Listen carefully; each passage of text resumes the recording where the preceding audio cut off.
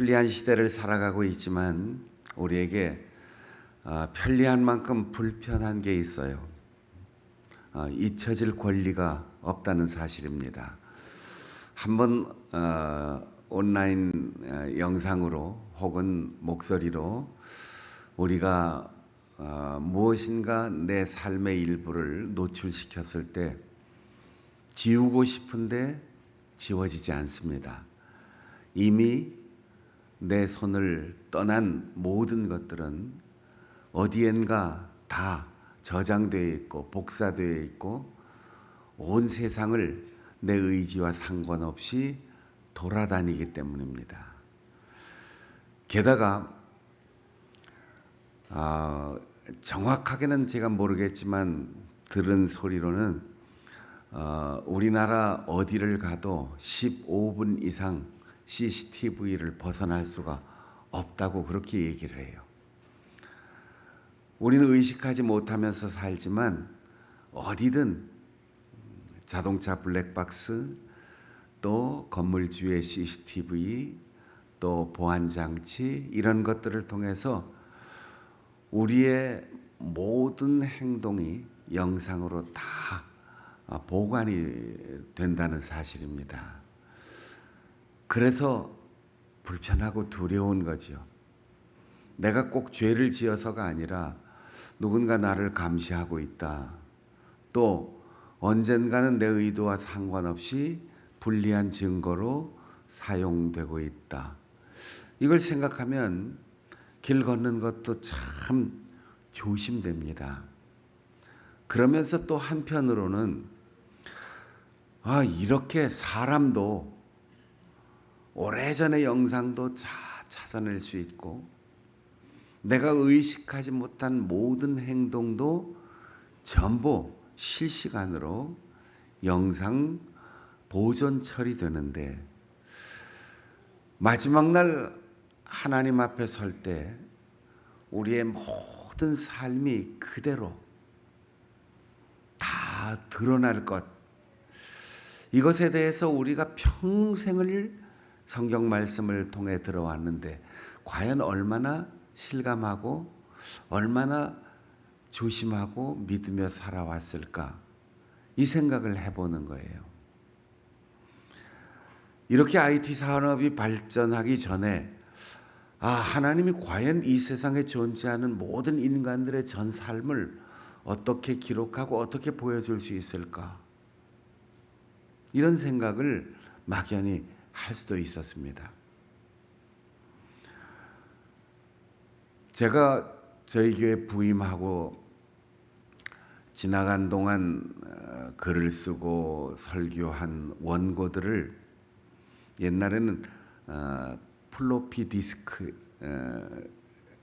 디스켓에 이렇게 손바닥만한 네모난 그런 것에 보관을 했는데 설교 한 서너 편 정도 들어가면 많이 들어가는 것 같아요. 그 다음에 CD에 이제 저장을 하고,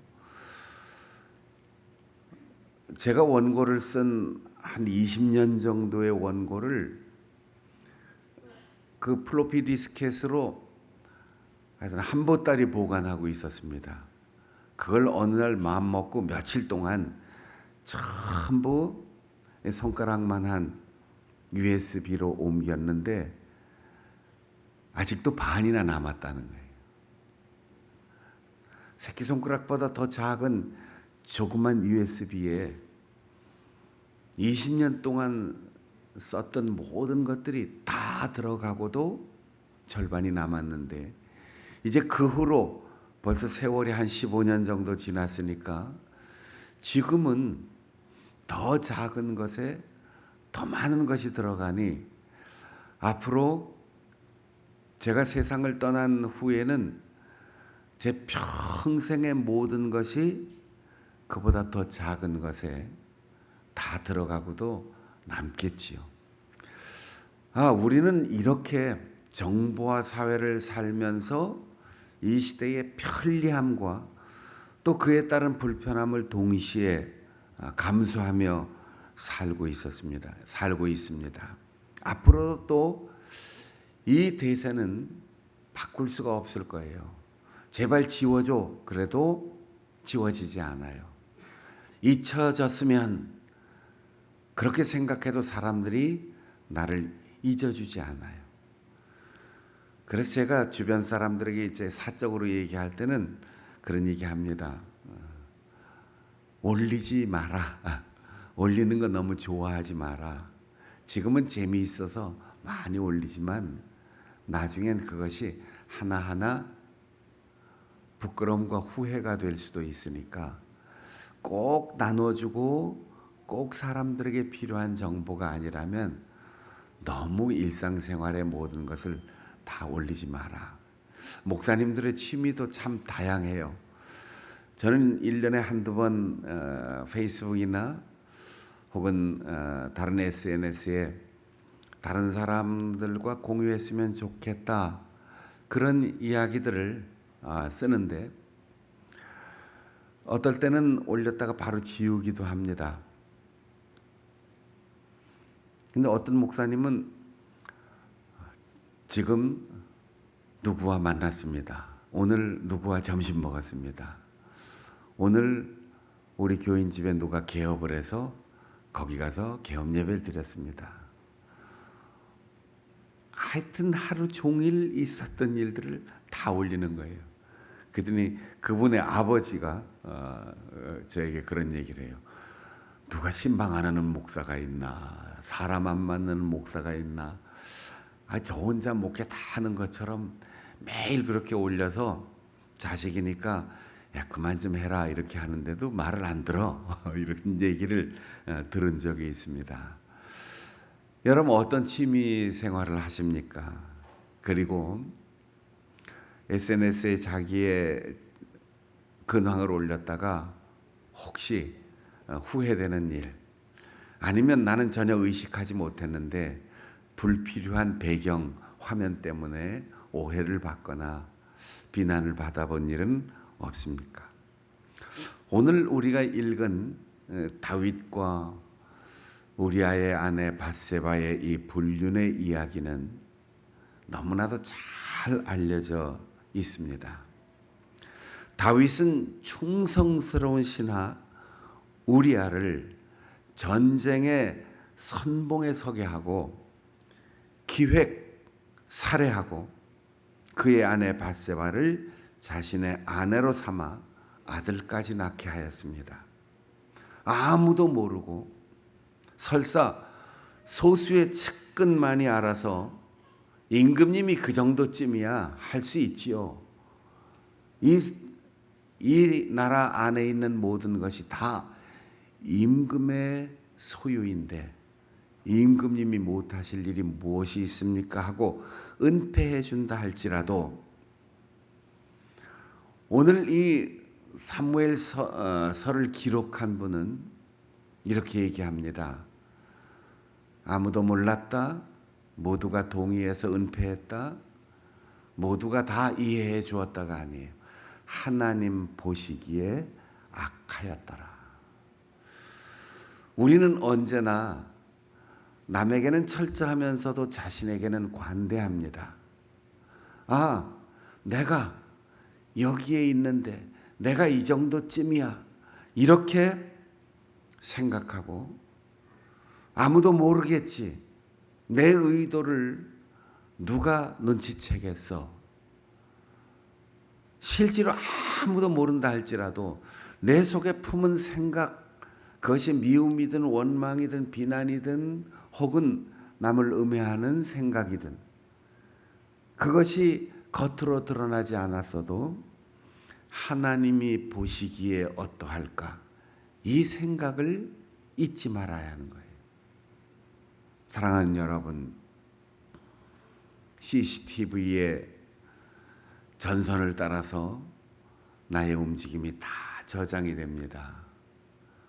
혹시 실수하면 자동차 블랙박스 그것도 내 것이 아닌 이웃에 주차되어 있는 다른 집 차 몇 대만 조사하면 다 나오게 되어 있어요. 그런데 하물며 하나님의 불꽃 같은 눈을 피할 수 있는 사람이 누가 있겠습니까? 다윗은 하나님이 보신다라는 생각을 잊어버리고 있었습니다. 그러니 임금이 되어서 자연 그동안 성실하게 그리고 겸손하게 하나님 앞에 살았던 그 모든 삶의 행위를 다 저버리고 이제는 이 나라는 내 마음대로 할 수 있다. 짐이 곧 법이요. 짐이 곧 국가다. 내 생각이 곧 원칙이다. 그렇게 생각하고 나라를 이만큼 넓히고 전쟁에 승리하고 안정되게 하고 그리고 부강한 나라를 이루었으니까 이 정도쯤이야 내가 즐거움을 취할 수 있지 않느냐 생각했을 것입니다. 그러나 하나님이 보시기에 악했다고 했습니다. 아무리 사람들이 칭찬하고 아무리 사람들이 동의하고 아무리 사람들이 관용하고 보호해주고 그를 은폐시켜준다 할지라도 우리는 늘 하나님 앞에 살고 있음을 하나님이 우리의 마음 중심까지 보고 계심을 잊지 말아야 합니다. 지금 이 순간에도 하나님은 우리를 보십니다. 우리의 마음까지 헤아리십니다. 그리고 우리의 지나온 날들을 나는 잊고 있지만 하나님께서는 다 헤아려 기억하고 계십니다. 하나님 보시기에 악하였더라 이 말을 히브리 말로 그대로 직역하면 하나님의 눈이 불쾌하게 보셨다 이런 뜻이에요. 하나님이 무슨 법을 가지고 잣대를 대고 조목조목 따져서 판결하는 게 아니에요. 하나님이 보고 지금 그대로 하나님의 눈에 거슬렸다는 거예요. 여러분 우리가 사람을 만족시키고 사람들의 이해와 동의를 구하면서 살아갈 수 있지만 늘 우리의 최종 기준은 하나님께서 어떻게 보실까? 이거예요. 하나님이 보고 계십니다. 여러분 우리가 이 세상을 살면서 양보하고 희생하고 이해하고 도와주고 사랑을 베풀어야 할 이유 조심조심 그리스도인으로서의 삶을 경건하게 살아갈 이유 단 한 가지입니다. 하나님이 보시기 때문에. 우리가 하고 싶은 일 참 많습니다. 할 수 있는 일도 무한합니다. 내가 해야 할 일도 많습니다. 그러나 그 모든 이유 가운데 하지 말아야 할 일, 반드시 조심해야 할 이유 단 한 가지, 하나님이 보십니다.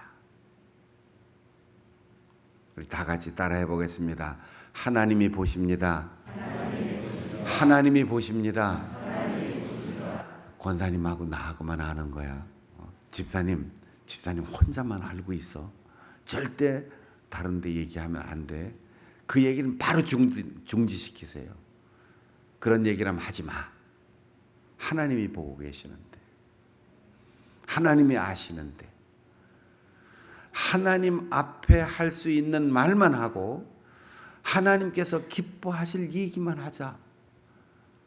이거 당신 혼자만 알고 있어야 돼. 이 말은 바로 중지시켜야 돼. 들으면 공범이 되는 거예요. 들으면 내 귀에 오염이 되는 거예요. 그리고 내 마음이 흔들리는 거죠. 예의, 도덕, 윤리, 규칙, 법 다 신경 써야 하지만 가장 중요한 것은 하나님 앞에서라고 하는 겁니다.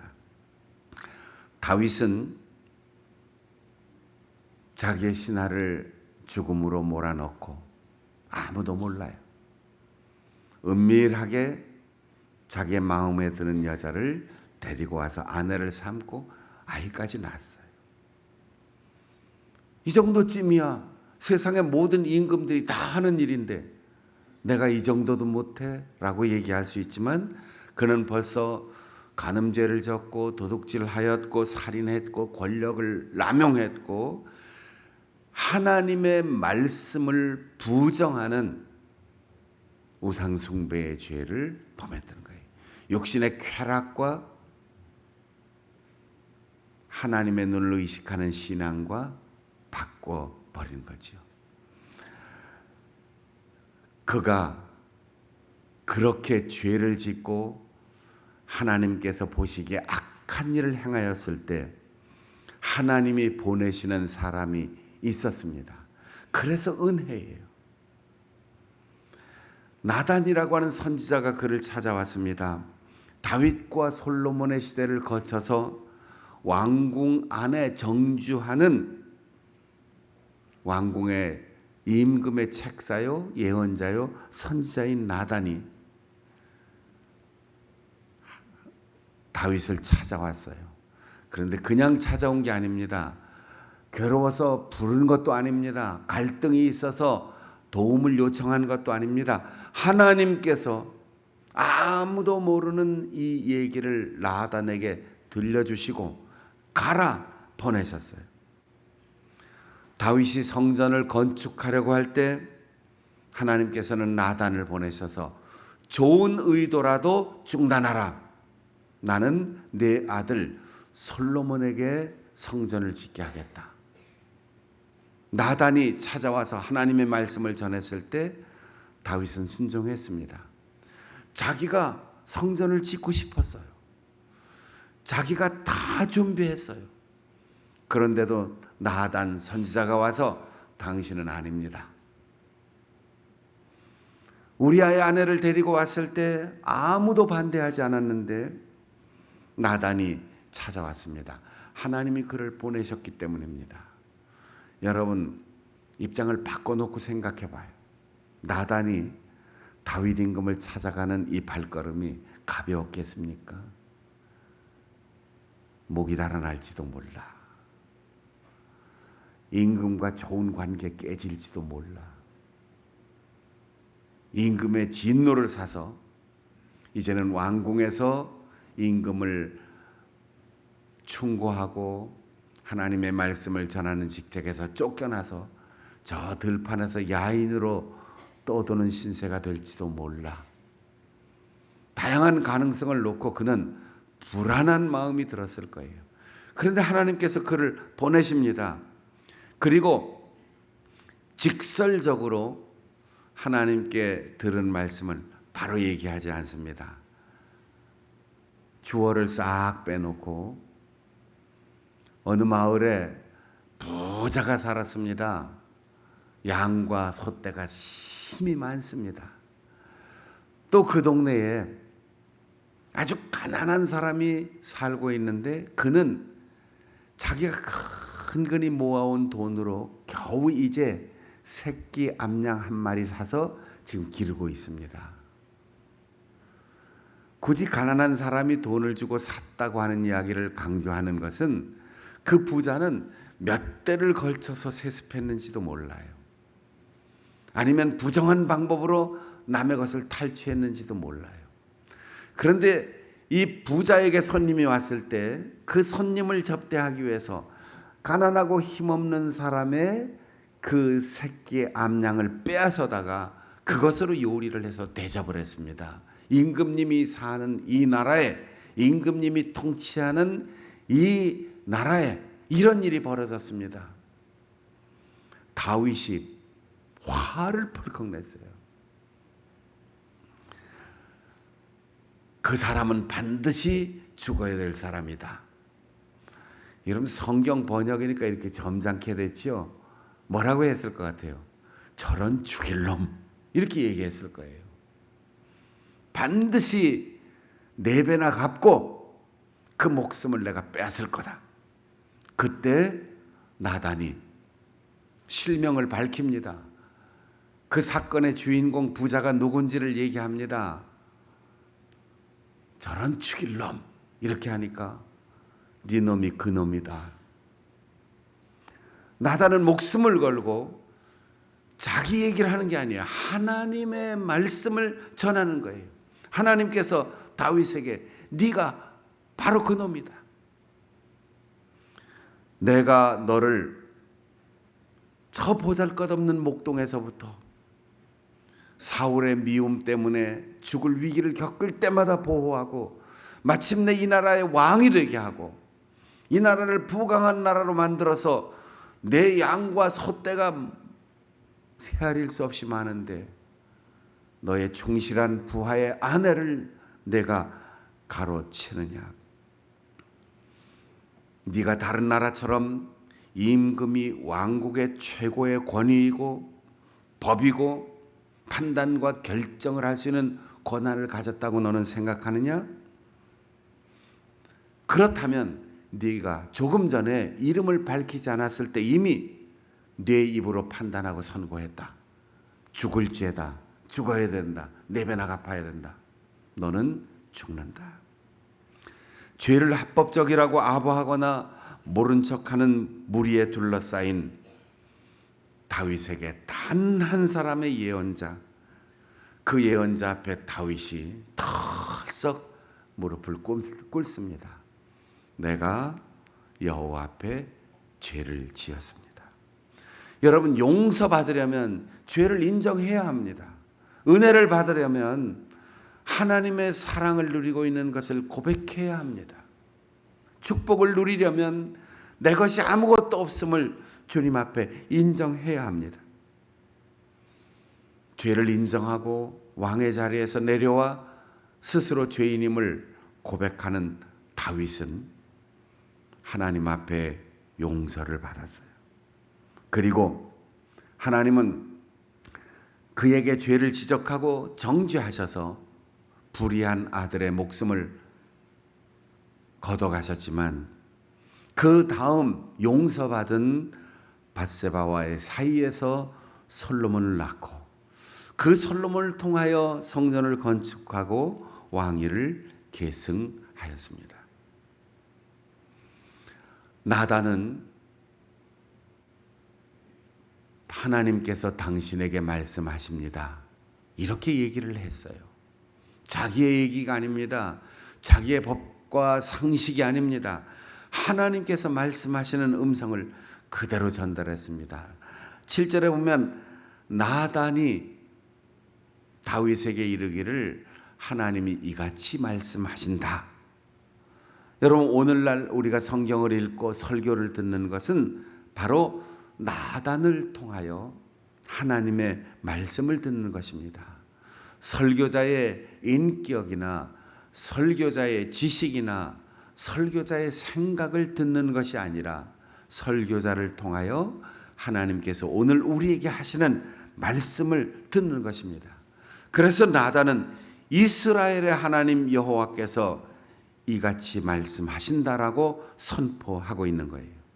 너에게 준 양과 소, 가난한 자에게 양 새끼 한 마리를 빼앗는 이 이야기의 주인공이 너라는 사실을 왜 알지 못하느냐? 하나님께서 너에게 권력을 주시고 부와 명예를 주시고 가정과 자녀를 주셨는데 왕의 길이 아닌 하나님의 길을 걸어야 하는데 네가 하나님이 세우신 종으로서의 왕의 길을 저버렸도다. 그런데 그 말씀하시는 하나님의 음성을 나단을 통하여 듣고 그는 철저하게 자신을 죄인인 것을 깨닫고 고백하고 무릎을 꿇고 고백하였습니다. 내가 법을 어겼구나. 내가 상식을 어겼구나. 내가 예의 도덕을 잘 못 지켰구나가 아니에요. 내가 여호와께 죄를 범하였구나. 절대 기준은 하나님의 눈입니다. 여러분, 우리가 집에서도 가장으로서 가족들에게 무례하게 행동할 때가 있어요. 남자니까 이 정도쯤이야. 내가 기업에서 사장인데, 회장인데, 내가 대통령인데, 내가 국회의원인데, 내가 구청장인데, 내가 장관인데, 내가 회사의 경영자인데, 이런 것을 가리켜 요즘 갑질이라고 하는데, 이런 사적인 지위를 이용하여 사람들에게 횡포를 부리는 것은 세상 사람들이 볼 때는 회장님이 그 정도야 할 수 있지 뭐. 자기 회사인데 그 직장의 최고 책임자인데 아버지가 어머니가 그 정도는 할 수 있지. 아니에요. 하나님께서 어떻게 보실까? 하나님이 이 회사의 사장이라면, 하나님께서 우리 아이들의 아버지라면, 어머니라면, 하나님께서 장관이라면, 대통령이라면, 하나님께서 국회의원이라면 하나님께서 어떻게 하실까? 하나님이 보고 계신다라는 하나님의 블랙박스, 지워지지 않는 하나님의 CCTV를 우리가 인식한다면 우리의 마음가짐과 우리의 대인관계와 행동이 다 달라질 것입니다. 하나님이 보십니다. 때로 우리가 실수하고 알지 못할 때 하나님께서 보내시는 사람이 있습니다. 그리고 우리는 글로, 말로, 설교로 하나님의 말씀을 듣습니다. 그 앞에 겸손하게 낮아져서 하나님의 눈을 다시금 의식하고 내가 어떻게 살아야 할 것인가, 자신의 가치관, 자신의 인생관, 자신의 철학 이런 것 다 내려놓고 오직 하나님의 말씀대로 살아가는 신실한 우리 성도들이 되시기를 바랍니다. 설교하다 보니까 우리 김수원 집사님 분이 저기 계시는데 제가 오늘 산부 예배에 나오시는 줄 알고 아까 소개만 하고 축하를 못 드렸는데 할아버지 되신 거 우리 축하합시다. 잠깐 일어나세요. 네. 박수 보내겠습니다. 네. 여러분 예배 후에 마음껏 축하해 주시기 바랍니다. 우리 화면을 보면서 공동기도 드리겠습니다.